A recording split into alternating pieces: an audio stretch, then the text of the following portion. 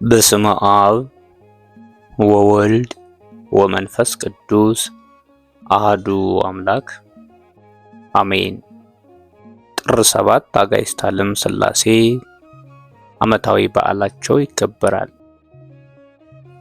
ሥላሴ የሚለው ሰለሰ ሶስት አደረገ ከሚለው የግዕዝ ሥርወ ቃል የተገኘ ሲሆን ሶስትነት ማለት ሲሆን በያዘው ምስጢር ግን አንድም ሶስትም አንድነት ሶስትነት ተብሎ ይተረጎማል።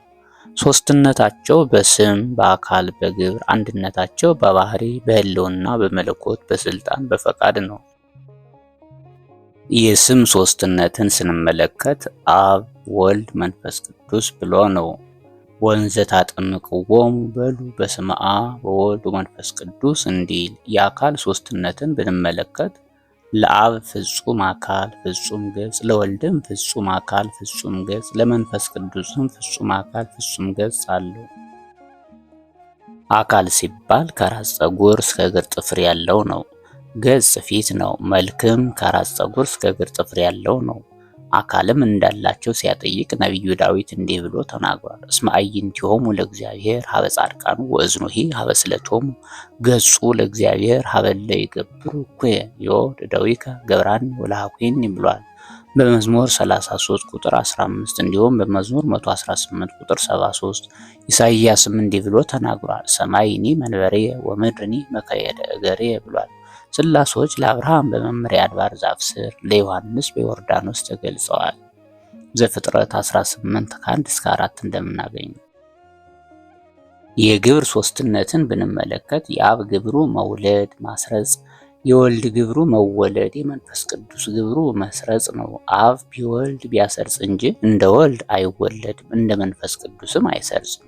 ወልድም ቢወለድ እንጂ እንደ አብ አይወልድም አያሰርጽም፣ እንደ መንፈስ ቅዱስም አይሰርጽም። መንፈስ ቅዱስም ቢሰርጽ እንጂ እንደ አብ አይወልድም አያሰርጽም፣ እንደ ወልድ አይወለድም። ይህም ግብራቸው እጹብ ተብሎ በእጹብ ይወሰናል እንጂ አይመረመርም። ልደተ ወልድ ወጻተ መንፈስ ቅዱስ ማህበ ኢይትነገር አላ ይትነከር እንዲል።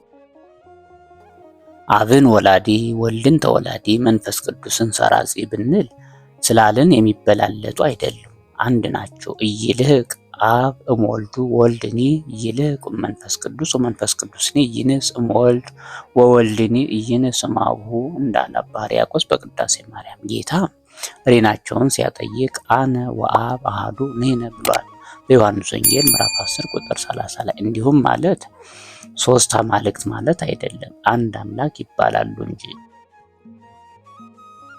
ወመለኮትሰ አብ ወልድ መንፈስ ቅዱስ አህዱ አምላክ እንዳለ አባ ሕርያቆስ።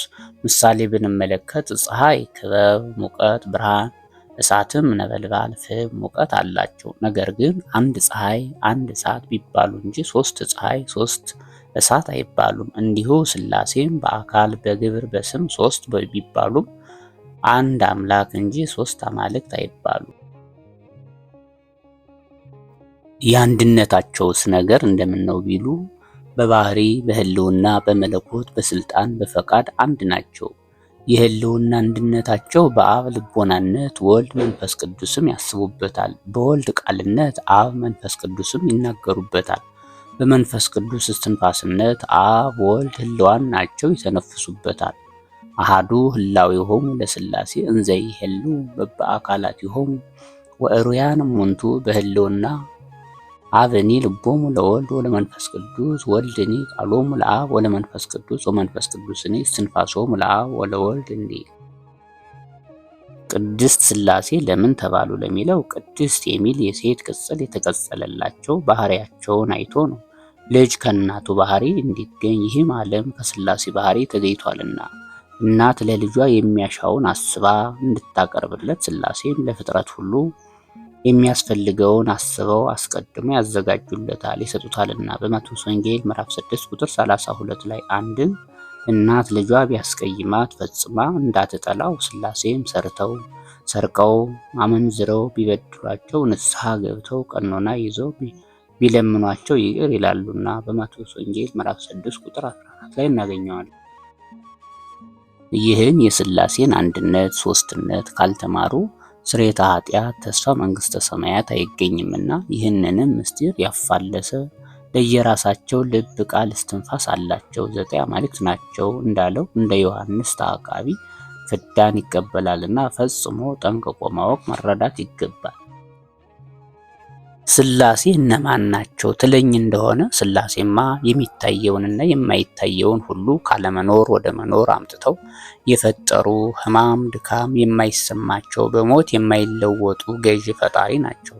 ሥላሴ እንደ ዛሬ ሁሉ ዓለም ሳይፈጠር አስቀድሞ ባህሪያቸውን ሲያመሰግን ይኖር ነበር። ኋላ ግን ክብራቸው በባህሪያቸው እንደቀረ አውቀው ሰውና መላእክትን ስማቸውን ለመቀደስ ክብራቸውን ለመውረስ ፈጠሩ። ሌላውን ግን ለአንክሮ፣ ለተዘክሮ፣ ለምግበ ሥጋ፣ ለምግበ ነፍስ ፈጥረውታል። ሰውን በምድር ላይ ላሉ ፍጥረታት ሁሉ በኩር አደረጉት። በመዝሙር 8 ቁጥር 6 ላይ ተብሎ እንደተነገረው የመጀመሪያዎቹ ሰዎች አዳምና ሔዋን በገነት 7 ዓመት ከ1 ወር ከ17 ቀን በገነት ኖረው በዕፀ በለስ ምክንያት ከገነት ወጥተው በምድረ ኤልዳ ተቀመጡ። ብዙሁ ወተባዝሁ ወምልእዋ ለምድር ብለዋቸው ወልደው ተዋልደው በዙ። የእነርሱ 10ኛ ትውልድ ኖህ ይባላል። በዘመኑ የሰው ልጆች ምድርን በኃጢአት አረከሷል። ሥላሴ ኖህንና 7 ቤተሰቦቹን አስቀርተው ሌላውን የሰው ዘር በንፍር ውሃ አጠፉት። ዘፍጥረት ምዕራፍ 8 ቁጥር 15። ከማየ አይህ በኋላ የኖህ ልጆች ወልደው ተዋልደው ብዙዎች ሆኑ። በባቢሎን የነበሩት በሰናዖር ምድር ሰፊ ሜዳ አግኝተው ሳንሞት ስም ማስጠሪያ ግንብ እንገንባ ብለው መክረው ታላቅ ግንብ ገነቡ። አለቃቸው ናምሮድ ይባላል። ሞትን የሚያመጡብን ሥላሴ ናቸውና እነርሱን ወግተን ሞትን እናስቀር አላቸው። ከዚያ ሆነው ጦር እየሰበቁ ይወረውሩ ጀመር።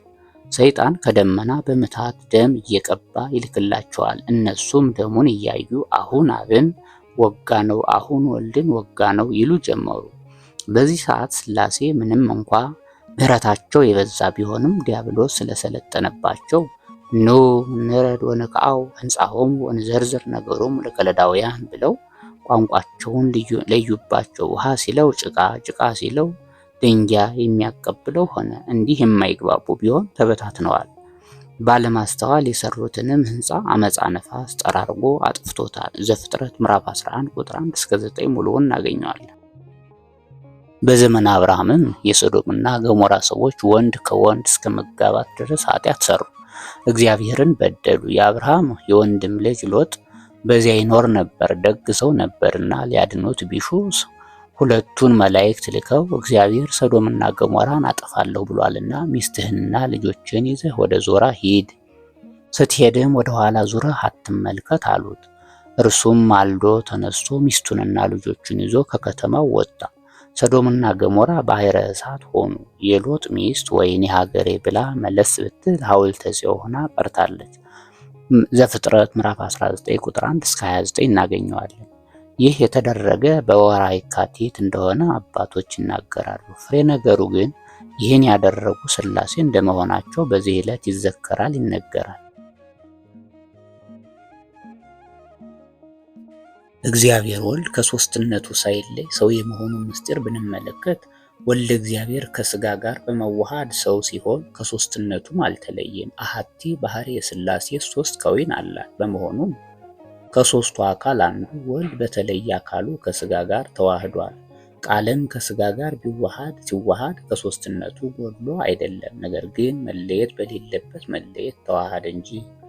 መለየት የሌለበት መለየት የሚባለውንም ለመረዳት ይቻለን ዘንድ ምሳሌዎችን እንመልከት። በመጀመሪያ ቃልና ብራናን ብንመለከት ከልባችን የምናወጣው ቃል የማይታይና የማይዳሰስ ረቂቅ ነው። ነገር ግን በወረቀት በተጻፈ ጊዜ ግዘፍ ነስቶ ይታያል። ሆኖም ግን ይህ ቃል ከወረቀቱ ላይ ግዘፍ ነስቶ ሲታይ ከልብ ሳይለይ ነው። ስለሆነም ከልብ ባለመለየት ነገር ግን በመለየት ከወረቀት ጋር ገጹ ይታያል። እንደዚሁም ሁሉ አካላዊ ቃል ከስጋ ጋር ሲዋሃድ ከሶስትነቱ ሳይለይ በተለየ ከዊን ቃልነቱ ተዋህዷል። የቃልና የብራና ምሳሌነትን ሊቁ ቴዎዶጦስ እንዲህ ብሎ ተናግሯል።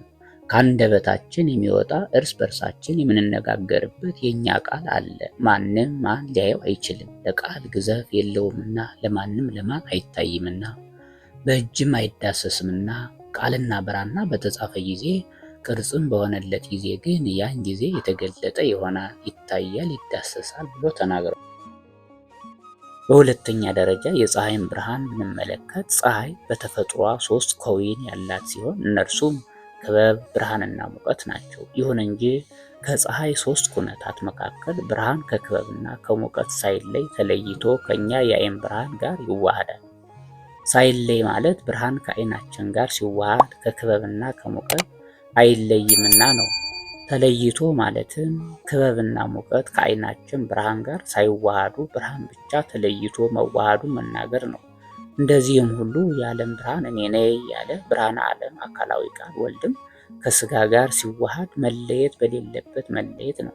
የፀሐይ ብርሃን ከኛ የአይን ብርሃን ጋር ስለተዋሃደ ክበብና ሙቀትን ተዋህዱ እንደማንላቸው ሁሉ አካላዊ ቃል ወልድም ከስጋ ጋር ስለተዋሃደ አብና መንፈስ ቅዱስን ከስጋ ጋር ተዋህዶ አንላቸው። አነሳስቶ ላስጀመረን አስጀምሮ ላስፈጸመን ለልዑል እግዚአብሔር ምስጋና ይግባው። ለእመቤታችን ለንጽሕተ ንጹሐን ለቅድስተ ቅዱሳን ወላዲተ ቃል ወላዲተ አምላክ ምክንያተ ድኅነት ቤዛዊተ ኩሉ ዓለም ምስጋና ይግባት። አሜን።